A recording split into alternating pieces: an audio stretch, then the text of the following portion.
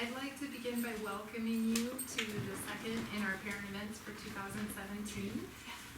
Thank you for making time out of your weekend to be here. We really appreciate it. The first thing I wanted to start with are a couple of housekeeping announcements. Out by the refreshment table there is a basket if you have any student forms that you would like to turn in.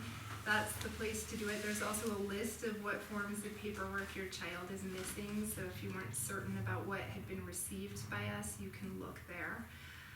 The second thing I wanted to say is there are refreshments out. Feel free to get up during the talk and help yourself to any additional refreshment that you'd like. Also, the adult restrooms here are upstairs, so please use caution on the old stairs. Watch your head, hold on. It's right around the corner and you'll see signs when you get up there. I would also like it if you wouldn't mind taking just a moment and muting your cell phones if you could during our talk today. So we have a really busy month ahead of us here at the school. We are about to start, our graduation is on the 27th. We're about to start our summer program on June 3rd, and we are in the midst of a large landscaping project that we'll be doing in the back area. So we are really excited about that. We received the final plans from our landscape architect yesterday. We've barely even had time to review the total finished product, but we're super excited about that. And we expect it to be a really, really fruitful summer. Yes. I think we're still expecting a few more people that will hopefully come and join us, but in the interest of time, I want to make sure Donahue gets her full due, because she has a lot of really great things to say. So it's my pleasure to take a moment and introduce Donohue Shortridge to you. She is a really passionate advocate for Montessori education and for children's connection with nature and the natural environment. She has over 3 decades of experience in Montessori education in a variety of capacities. Currently, she works as a school consultant to schools all across the United States. She's also a parent consultant, a parent educator, and a very frequent speaker at Montessori workshops, conferences, and teacher training centers across the United States. She's also a very well-published author, including a really great article in the current edition of Montessori Life. And she produced a really wonderful video called Aiden's Muddy Adventure, which talks about the importance of children's connection with the natural world and ways that we as adults can serve as advocates and facilitators for that connection. On a personal note, it was a lecture that Donohue gave almost a decade ago on normalization and the 4 planes of development that made me open a Montessori school. So she's, I think, a very inspiring speaker. It was a transformative event for me. I think what I admire most about Donohue and what I hope that you get out of the talk today is that there are many people that can speak to parenting techniques that is everywhere in our culture. And there are many people that speak about technical competencies that we as teachers should have. But I think there are very few people that speak to the dispositions and the pathos of the work that we do in the way that Donohue does. She brings an attitude of absolute respect and reverence for children to her work. And Montessori education really isn't about a set of standards or predetermined outcomes that we want children to achieve. Instead, what Montessori believed is that children are thrown into the world, and despite the accidents of birth and the ways in which we are determined, they have this really important freedom. And that is the freedom to engage in an act of self-creation, to decide who they are going to be. And if we believe that, then our job as parents and educators is not to reward, punish, discipline, or regulate the child into conformity. Our job is a far more complicated one. We have to find ways to influence the child, to support them, to remove the obstacles to that process of development, to observe, and to really bear witness to that process of self-creation. And I've always thought that's what you speak to very beautifully. So it's my pleasure to welcome you back to Bloom, and thank you for coming. Thank you. Maybe you should give this talk. Well, welcome. I'm I'm so glad to be here. It's a privilege for me. I followed the trajectory of the school for a number of years now, and I'm so happy that you're in this beautiful house. It speaks to the nature of what we do, that it's a children's house. So, again, a couple of things I want to say. First of all is I have ideas and suggestions for you as opposed to you should. And so I hope whatever I have to say today, please take what works for you and then think about it and see what fits into your parenting philosophy. For you as young, small children, you're probably still forming it and figuring it out as you go. By the way, you continue to do that even when they're teenagers. Now what do we do? Oh, shoot, now what do we do? So you're always adjusting and adapting and creating it, and so use what works for you, and hopefully what I have to say might be something that you can add. Please feel free to ask questions and let's have a discussion. Let's make this really useful to you. My goal always is to have your time well spent, because I know you have other obligations and things you could be doing today. So hopefully something that I say or that you think about or that we talk about makes sense to you. So that's the plan. That sound good? Okay, so feel free. Let's have a good discussion. Okay, first of all, welcome to Montessori.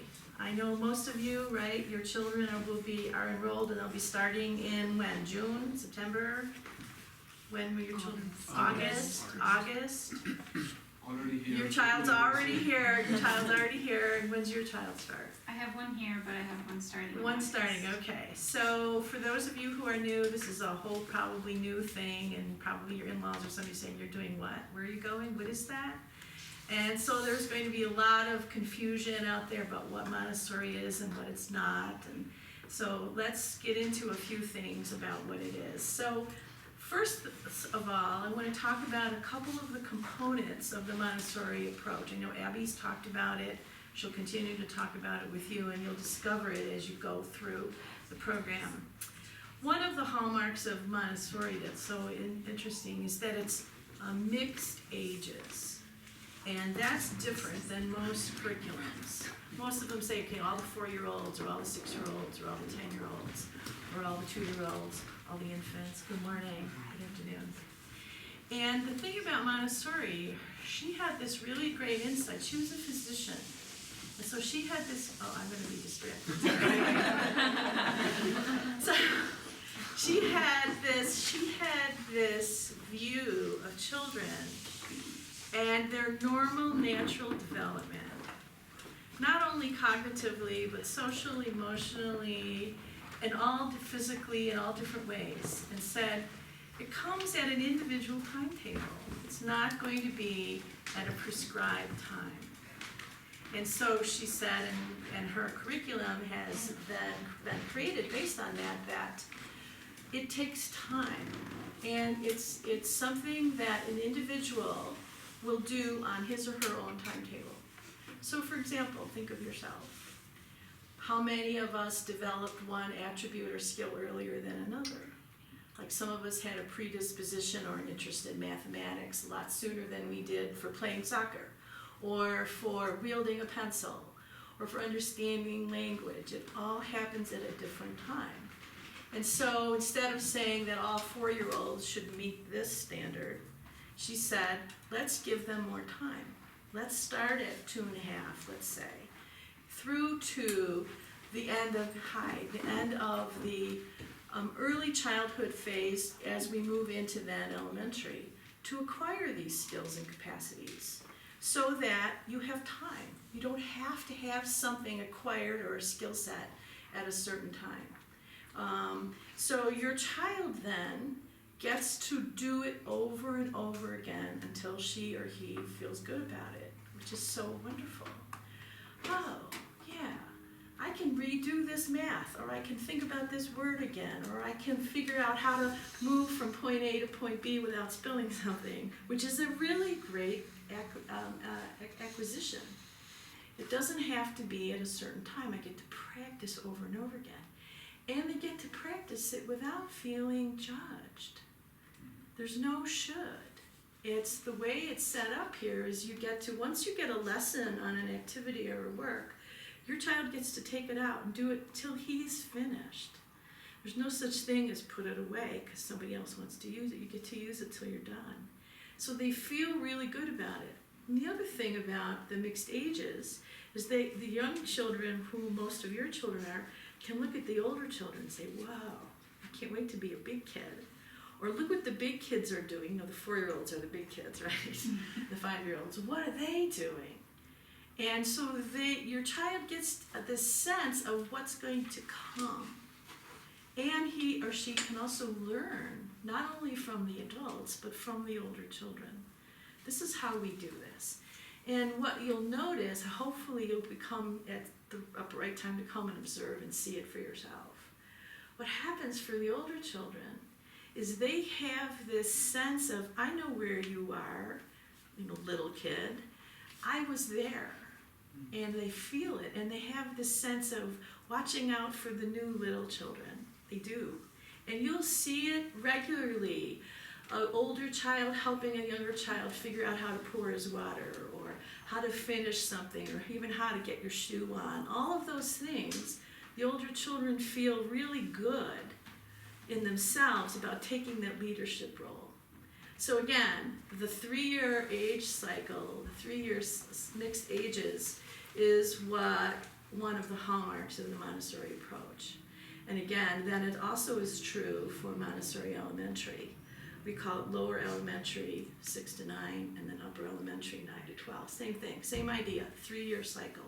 Now for infants and toddlers, if there's an infant and toddler center at Montessori, usually it's infants only and then toddlers only, because the development is so rapid that they need to have just that shorter period, that shorter time. So mixed ages is a really key component of Montessori, and you'll see that when you come here. And your children will be welcomed. They will. They'll be so, oh, yeah, welcome. And there's a wonderful welcoming ceremony that they do. They just have them welcomed into the environment. All right, so then let's take a look then also at what are the tasks of children birth to 6. Montessori said that there's this period of time in the first, she called the plane of development, from birth to 6, where there are certain tasks and certain needs that have to be met so that the child can do what he needs to do and then to be ready to move on to being a 6, 7, 8, 9-year-old. So there are certain things and tasks that they have to do. So think about your own child now. One big one was learning to walk, right? Not too long ago, probably. It seems like not too long ago for you. What an amazing accomplishment that was, learning to get upright. And it's an achievement of the human, because then we're a biped. We can use our hands for tool gathering and reaching out to the world. We don't need to use it for mobility. So did you notice when your child was learning to walk, how excited she was? Like this, right? Walking around being so excited that now I can walk, and it's because now I'm upright like other people, and I can see things from a different perspective than I can when I'm here. And so they're really excited about that. So then on the trajectory from learning to walk becomes learning to walk with agility, learning to walk with grace, learning to walk and carry something. Learning to then, what else comes after just simply learning to walk? Learning to move our body in a way that we choose. Sometimes when children are learning to walk, the environment is calling to the child, right? The child isn't really choosing. In other words, you could say to your child who's learning to walk, stop or come over here, and they can say, yes, mama, daddy, and they're still walking, right? And that's because that call of the environment is so strong. They need to do what they need to do so strong that your words and their own words can't overcome their strong desire. And Montessori called that a sensitive period, where they're learning a specific task at a specific time so strongly that really nothing else matters. Remember? walk, walk, walk, fall down, walk, walk, walk, fall down, right? And then when they mastered that, then they moved on to the more sophisticated kinds of movements, which is probably what you're seeing now.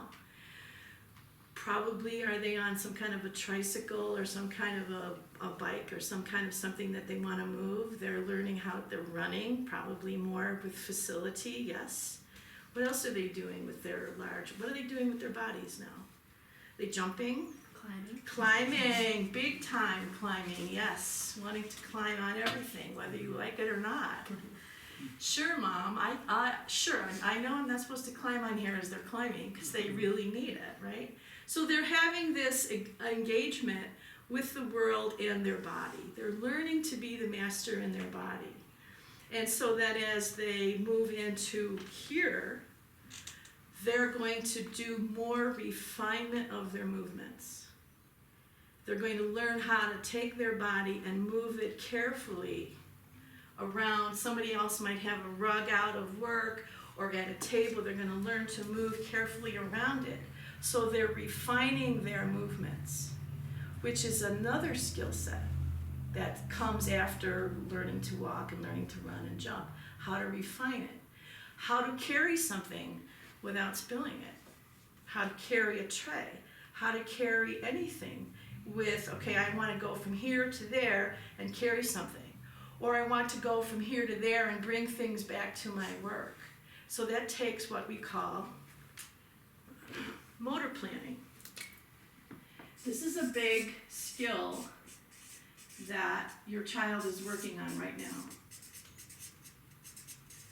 Is not doing it because of a whim or because of an impulse. It's actually choosing. And I think that the capacity for and the practicing of choosing is one of the important hallmarks of this age. And choosing, you say, well, what do you mean choosing? Okay, I'm not impulsively grabbing this thing and not even knowing what's in my hand. That's developmentally appropriate for toddlers and infants. I just grab it. For your children coming into here, I'm making a decision to go get something. I know what I want. I'm going to go get it. I'm choosing it.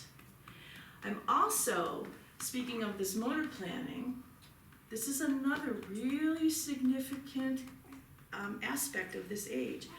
I can choose to refrain from doing. Big time. This is so important. I can choose to refrain. I can make myself stop at the curb when you're walking, right? Or when you call your child, I can choose, I can hear you, and in my brain is developed enough that I can choose to respond, and I can choose to not move. We have lots of games we play in Montessori that practice stopping. Sometimes we call freeze or something else to practice the choosing to not do. So, to just segue over to how you can help with this, this is a really great time to be working on what the expectations are at your house. When they're toddlers, again, your language can't really override what they need. But now that they're at this developmental stage where they can choose, you can now set up in your house what the expectations are for what you want your child to do, what behaviors you are expecting. Again, it's going to be on a continuum for the next 3 years, of course. But because here's where they are now, generally speaking, you can set things up and you can decide, for example, in our house, everybody hangs up their coat when they come in the door. That could be an expectation you have. Or in our family, everybody makes their bed in the morning. Or in our family, everybody takes their cup to the sink. Or in our family, everybody pushes their chair in after dinner. Or whatever, all the things you will be, because believe me, you'll be deciding this for the next 15 years. Seriously. So you start with pushing in your chair. And that is a time that your child can hear you when you show it, tell it, and have the expectation. Because here's where they are right now. So this is a need and a task that children of this age have. Does that make sense? Questions on that as we go forward? Okay. Let's see. So they're also learning, so they're learning to choose. They're also learning more sophisticated language. They now have the ability to speak, and you can probably pretty much understand them mostly. Moms usually can understand more than anybody else. And so now as they move into 3, 4, 5, and 6, they can speak to get their needs met. And that at the same time, you can expect them to speak in a way that you want them to speak to get their needs met. So hissy fits on the floor, or whining or crying, you can say things like, when you use your words, I can hear you, things like that. Because they're now at the stage where their language is at choice. At the same time, they really are interested in the names of everything. So one of the strategies that I would suggest for you is to, and you'll see this is true at Montessori, we name everything. And everything is very specific to its quality. So right there, if you turn your head, you see those blue objects right there? Those are the geometric solids. That's a very important work in Montessori. And everyone has a name.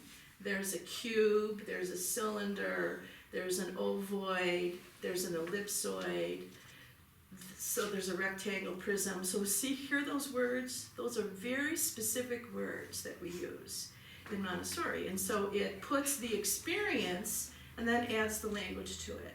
So for you, my suggestion for you, because your child is so interested in language right now, is talk about the things around your world. Talk about the trees at your house. What are the names of the trees? What are the names of the bugs? What are the names of the animals around you? Rather than, that's a dog, say, what's your dog? It's a... Mine's a black Labrador. Black Labrador. And what's your dad's dog gonna be? My dad is hoping to get a Jack Russell Terrier. See, a Jack Russell Terrier rather than dog. You know what I'm saying? So whatever your words are, parents, use the bigger word because they're really interested in it. And that helps them. Here's the other thing about this, where they are in their cognitive development. Once we know the name of something, we kind of have more of an ownership over it.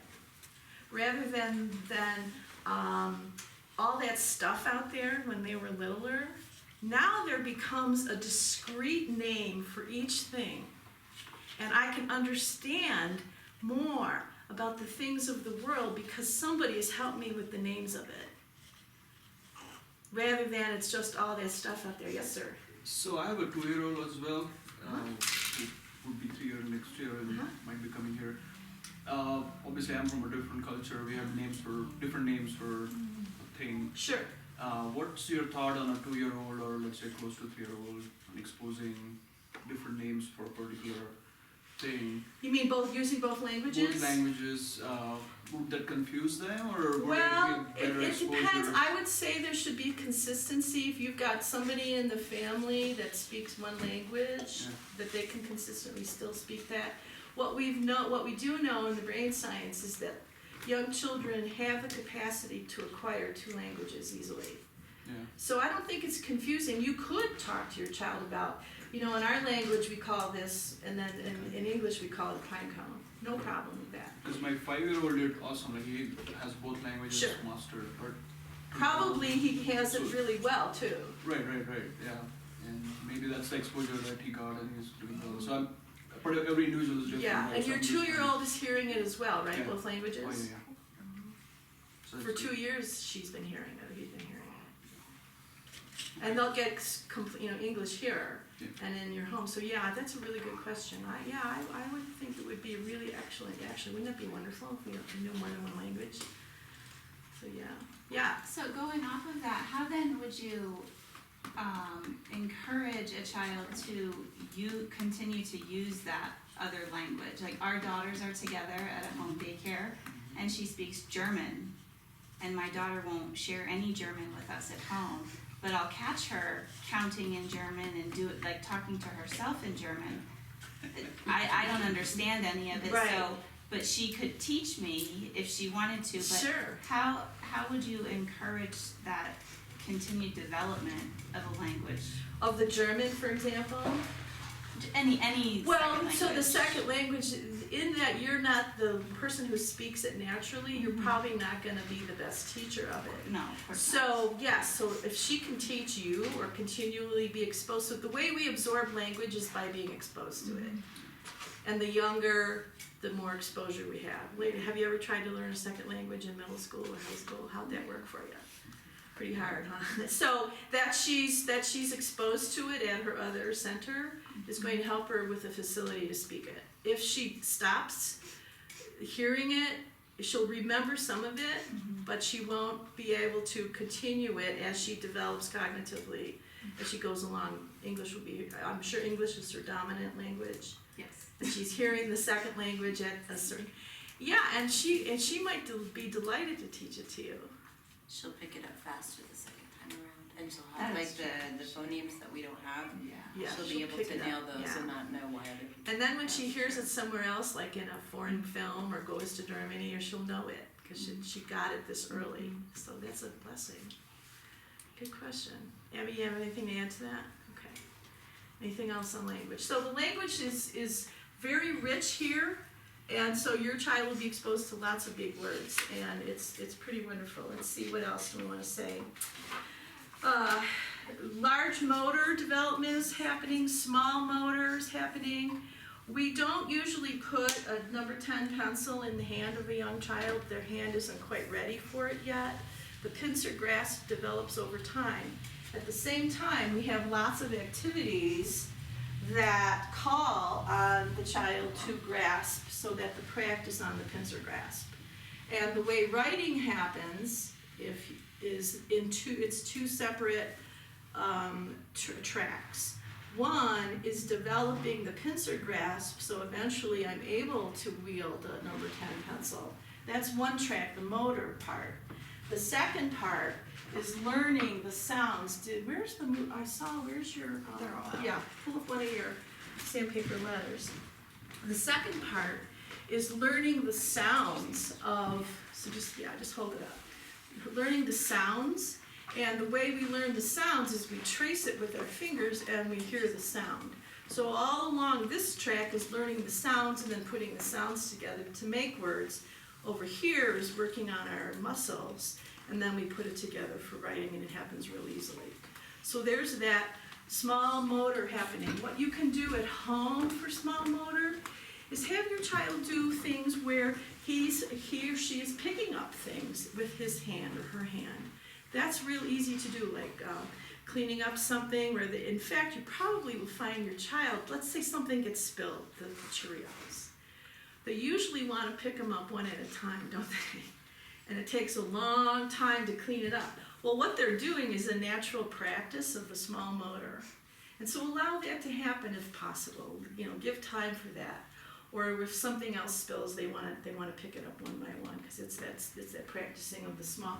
I like putting pennies in a penny wrapper is a fun thing to do, because they have to really figure it out with their small motor. Of course, over time, not necessarily tomorrow. It depends where they are. Okay, so then the other thing that is really important is that in a Montessori is that your child is coming to be really independent in the context of a larger community. First, of course, is at home. They're learning all their needs are being met. And then once their needs are met, they start to crawl away, don't they? Because they feel really good, and they turn around and they look at you, and you say, it's all good, and they crawl away some more, so they feel comfortable in exploring. They start to walk. They walk away from you, they turn around and you wave. Even though you're nervous, you wave and send them on. And they're gaining independence because you've said in your body and your words and the way you are, I'm so happy that you're gaining independence for yourself, over dominion over yourself. That we are not stopping it by doing things like carrying them when it's not necessary, or as they turn and they run and we go, oh, if they turn and they look at you and you have that oh my God face, they're gonna feel like, oh, maybe it's not a good idea to be an explorer. So even if you are nervous, that's a hard one, is to show confidence that it's all good. And of course you've chosen where they can run, obviously, pre-chosen that, and let them do it. So what you'll find here as they now move into 2.5, 3, 4, 5, and 6, is there's more and more independence happening every day, all the time, and it's in the context of this larger community.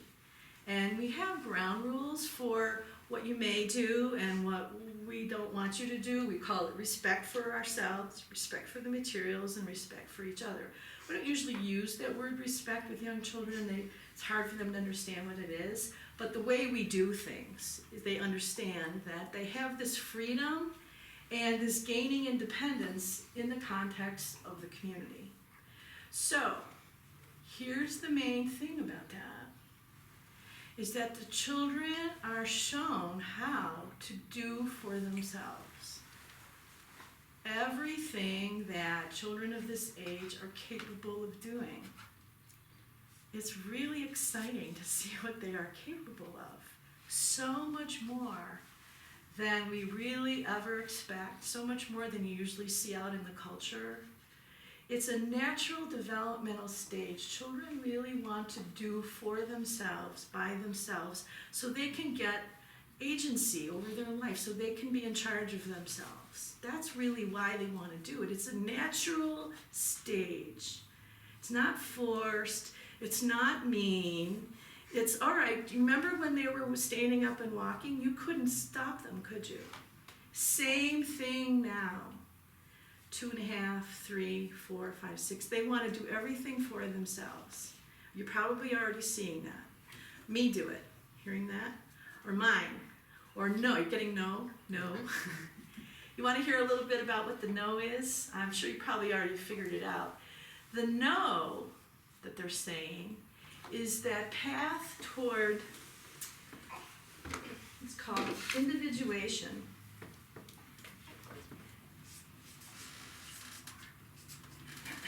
And what that really means, essentially, is I'm figuring out that I'm my own person. When I was first born, I have no idea that I'm not mom or dad. All my needs are being met. Obviously, they have to. That's how humans develop.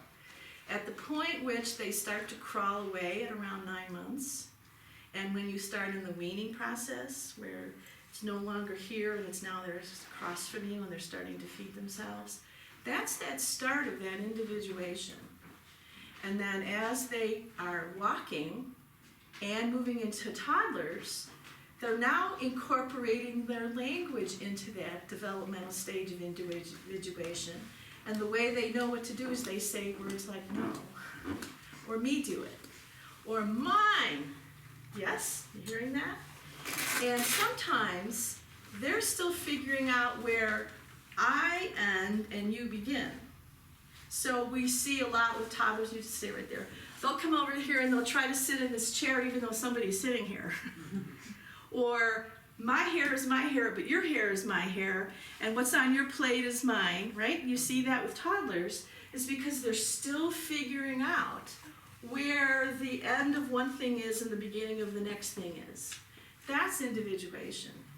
And then as they move into here, it becomes more sophisticated because they're at a different developmental stage now. And so we have, just as I suggest in your home, that you start to have expectations for what the behaviors you want for them. What we have here at Montessori is we have ground rules and we have lessons in grace and courtesy, which means here's how we do things. You get to take something out and put it on a table and you get to do it until you're finished. And if I want to come over and do it too, I don't get to just put my hands on it. we have a lesson in how I wait, and how I stand next to you and watch, and how I ask to join you. So anything that we want to see happen, we show them how. And there's a lot of that, and the thing that's so exciting is right now, 3, 4, 5, and 6, they're extremely interested in how am I supposed to do things.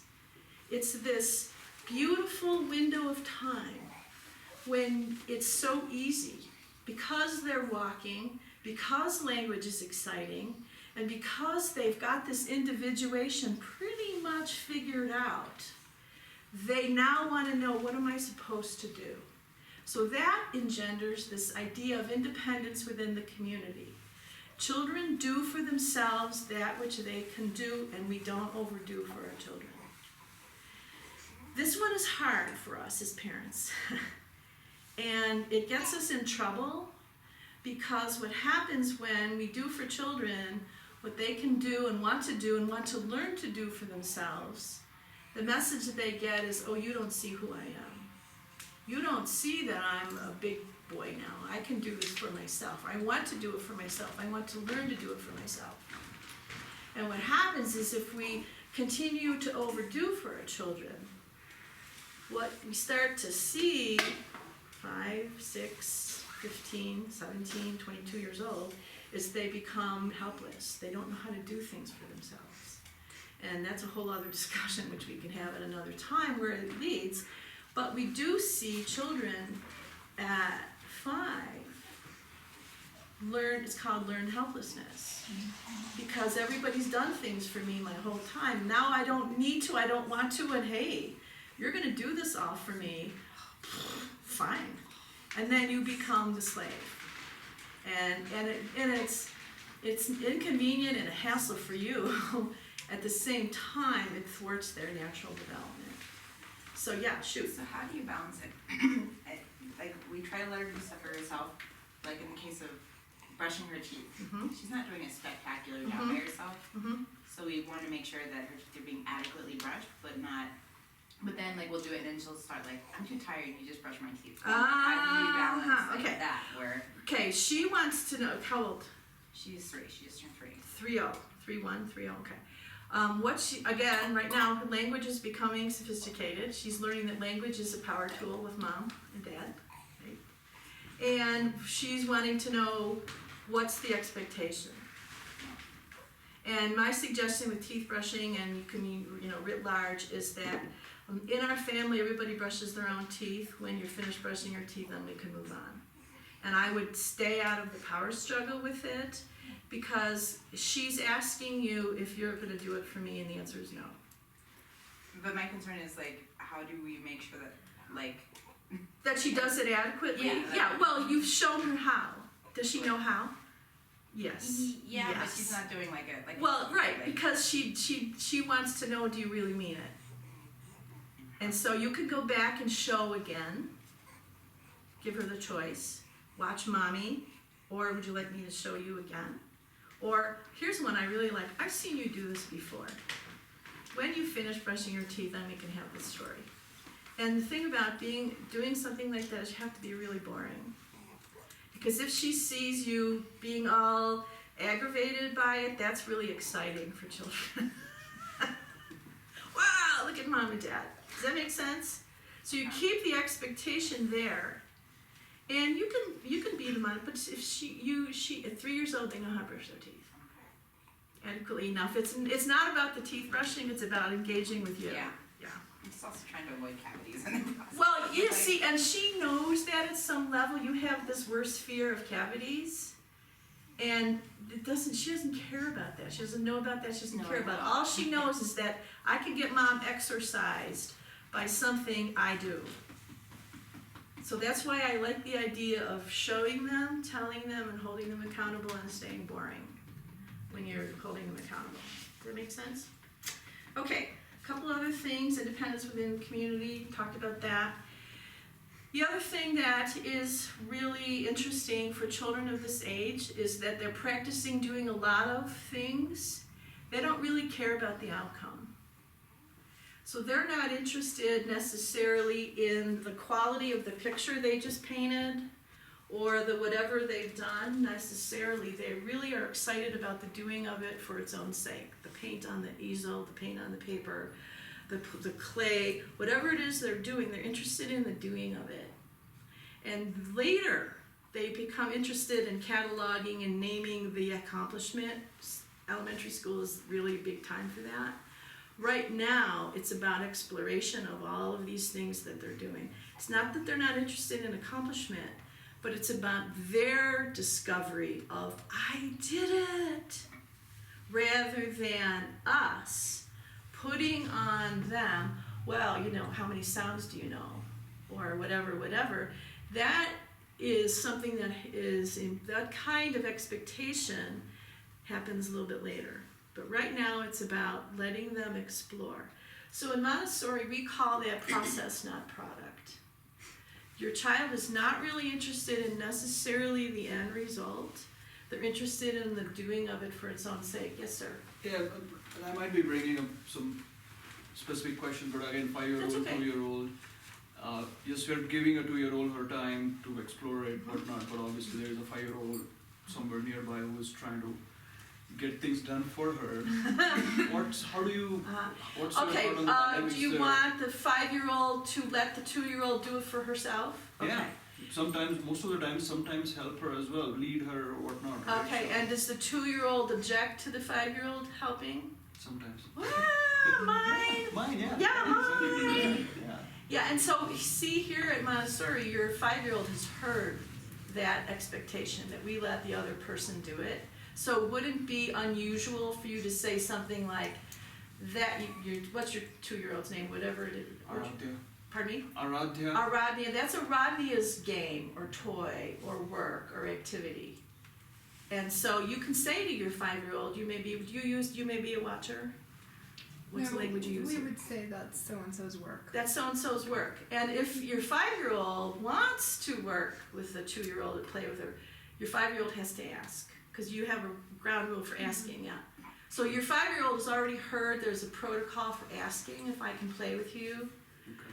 So you can ask your 5-year-old, what's the rule for wanting to play with your sister or your brother? Okay, that's a really good question, because that happens a lot, siblings. And a lot of time, just to do a sidebar on siblings, there's a lot of things that are going to happen with siblings that have nothing to do with you. You have to stay out of it, and that's really hard. But they're going to be together long after you're gone.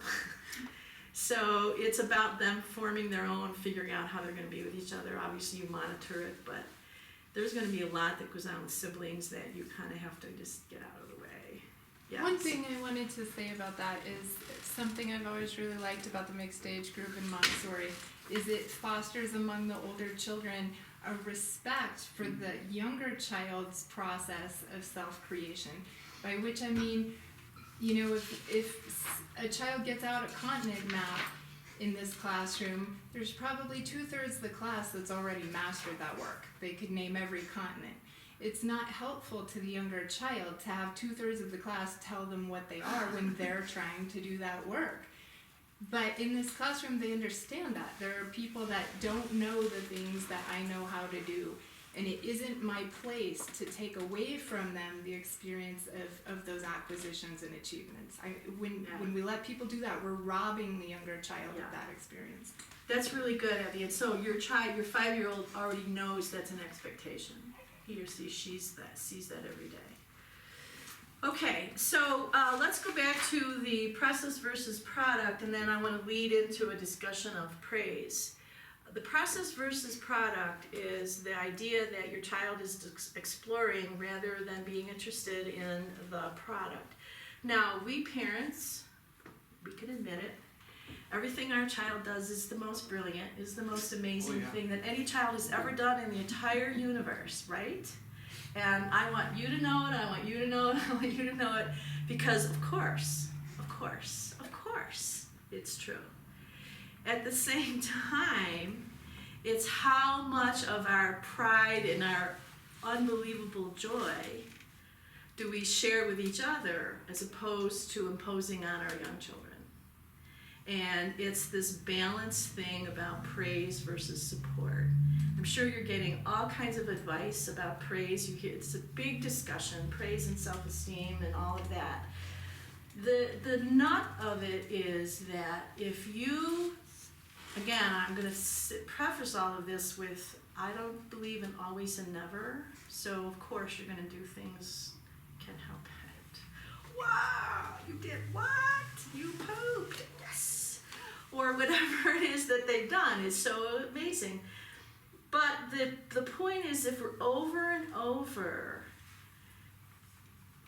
expressing praise for what our child is doing, what that leads to is what's called external locus of control, which means I'm going to rely on others to give me judgment about what it is that I'm doing and how I'm doing it. In Montessori, at this age, there isn't a thing called grades. There isn't a thing of the teacher comes over and says, good job. What happens is the child engages with the activities, and the activities give feedback. I got that right, or I need to do it again because I got them in the wrong socket. I got the cylinder in the wrong socket. No one comes over and says, you got that wrong, or wow, you got that right. The material itself is self-correcting. Almost all Montessori materials are self-correcting, and though you get the lesson on how to do it and you get practice over and over again, and what that engenders is internal locus of control. I can figure it out and I can feel, yes, I did it. I don't need you to come over and say, wow, good job.